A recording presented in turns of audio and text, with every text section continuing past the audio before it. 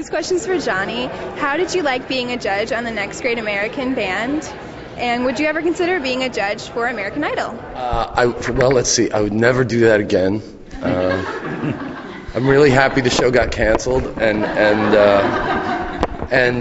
I really feel like a whore for doing that. But other than that, it was really a lot of fun. You know, that's all. Does that answer the question, or? Never. No. But thank you very much for the question. What is your greatest favorite album of all time? Mine? Oh, goodness.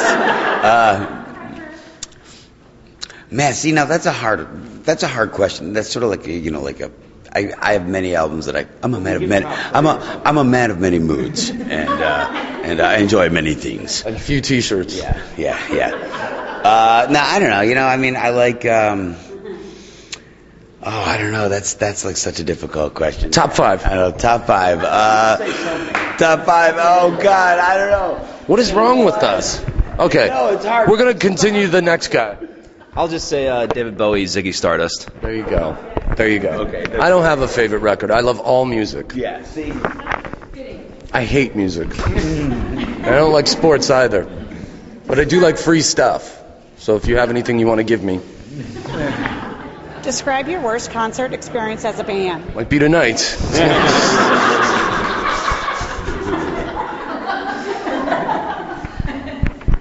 I ran off a 12-foot stage once and smashed into a bunch of gear and got up, and luckily I was drinking an awful lot at the time, so it all worked out fine. How has your process of recording albums changed since you started? It's changed a lot just because you start to learn more and more tricks when you're in the studio. So I think it makes the process almost more difficult in certain ways because nobody can fool you anymore, and producers get very angry with you when you know that they're BSing you.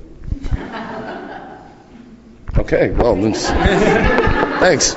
Of all the accomplishments you've made as the Goo Goo Dolls, which are you the most proud of? I don't know, I've only been there for half the time. You guys don't. No, you've only been here for the real time. That's true. I don't know, just the fact that, I guess we always talk about the fact that we can still do this. Actually get to do what we'd be doing anyway and get paid for it. Pretty amazing, especially for as long as we've done it. The fact that we're still existing, I guess, is the biggest accomplishment. What is your favorite song from the new album? Anytime he doesn't want to answer something, did you notice? He's like, no, I'm just kidding. I think right now I like Sweetest Lie because we start the shows with it, and people seem to dig it up on the internet and stuff. So it's kind of cool to watch everybody kind of light up because they know we're going to start with it. So it's pretty cool. How do you feel about the changes in the music industry in the last several years? Has the digital revolution changed the way you approach your strategy as a band? There is no music business. It sounded like calculus. No, it's changed a lot, and you sort of have to embrace the internet a lot more to promote your band, you know, because it really is. The internet and radio are still the two biggest ways to promote your band. So, you know, I mean, it's changed, but you know, we're getting used to it. We're adapting, overcoming, right, Bob? Yes. Okay, thank you. That was Bob from Warner Brothers Record Company. Who are your biggest musical influences? I don't know, I think you watch a lot of bands kind of be able to morph, you know, bands like obviously like U2 and stuff like that, you know, to go from kind of one thing to another and sort of see them grow up as a band. Like, I think that's an interesting thing. So I guess, you know, I look at a band like that and think maybe I'd like to have that kind of career. Yeah, or lower the money. Or the monkeys? Or the money. Oh, I thought you said monkey. Yep, I didn't. Is there anything specific as a band or individuals that you would still like to accomplish either in music or otherwise? Yeah, I'd like to sell out a show in St. Louis one of these years, you know? That'd be great. That's one thing I'd like to do. But other than that, I'll leave it up to You always Mike. wanted to play Madison Square Garden. You say that all the time. I would love to play there once. What makes Something for the Rest of Us different from all of your previous recordings? It's come out 4 years later than the last one, so a lot's happened since then, and it's all sort of documented on this record. There you go. Yeah, it's a lot more sort of topical and not as like, it's more like writing about other people's lives instead of being more autobiographical. What is the significance of the album title, Something for the Rest of Us?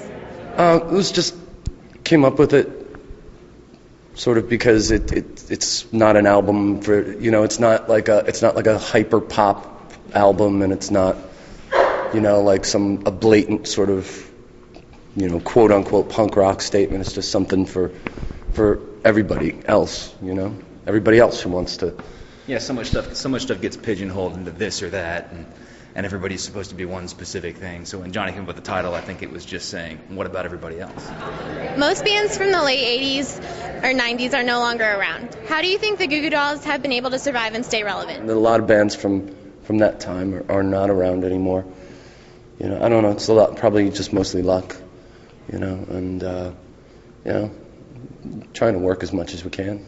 You seem to keep a pretty busy touring schedule. Most bands go on tour for 4 or 5 years and come back. What has made you stay on the road, and do you feel like that has contributed to your success? Mortgages. Yeah, I doubt that the three of us would be here together if we didn't have a mutual goal. The world's really changed, and the one thing you can't really download these days is people. So here we are, and this is our business now. It's not so much selling records. Sorry, Warner Brothers, unfortunately, but it's become much less of a component, in what we do. So being out there, it's really important these days, for sure. Do you remember the first concert you ever attended? Oh man, first concert, yeah. No, I didn't. No. I remember this well because there was a concert I attended, which I was brought to, and there was one that I went to by myself, No, I went to see Todd Rundgren. You know who that was? No, okay. Well, I just happened to stumble upon him, and but I went to see the Rolling Stones with my cousins. So I saw the Cars in 1980. I saw Van Halen. With the 25th anniversary as a band coming up, how do you feel about being inducted in the Rock and Roll Hall of Fame? It'll never happen. It'll never happen. I'm telling you right now, it'll never happen. But thank you for asking. There's no way they'd ever put a band like us. I don't know if there's no way, but I don't know. They seem to have a weird criteria. I mean, there's so many huge bands that aren't in there. Like Kiss isn't in there, Rush isn't in there. I mean, that doesn't make sense. Yeah, why would they put us in there? Why would they put us in there? Yeah, it's a lot of musicians talk about that. A lot of people don't really seem to like it very much because who knows what their criteria is? It doesn't make any sense to me. I don't know what gets you inducted in there. What would you be doing now if you weren't rock stars? Just taking a nap. No, I'd probably be teaching school and be a bartender somewhere, probably. I don't know. Probably something else, but probably still playing a guitar for fun, I would imagine. Yeah, I don't really think about it too much because it's kind of scary. I have no idea. Yeah. I don't know I have no other skills, and these are questionable, so.